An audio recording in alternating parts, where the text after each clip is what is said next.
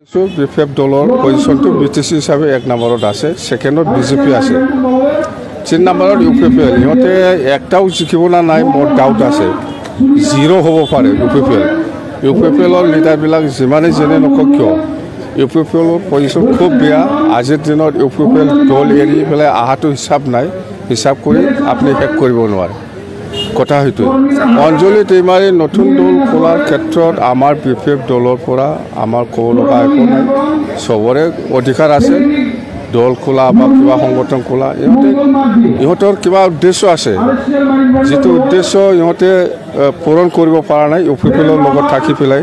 সেইকাৰণে ইহঁতে ইউপিপিএল এৰি পেলাই আজিৰ দিনত নতুন দল খুলি পেলাই NDPৰ যিবিলাক আশা আকাংক্ষা সেইটো পূৰণ কৰিব বিচাৰিছোঁ।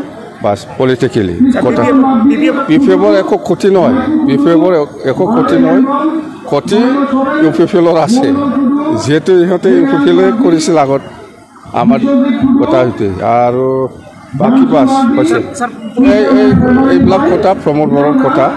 প্ৰমোদ বড়ো আজিৰ দিনত সি নিজে কৈ লোৱা নিচিনা হয়, একো 0 মানে বিটিচিত 0 হৈ গ'ল। সি আবাং চাবাং বকি থাকিব পাৰে, একটাও চিট নাপায়।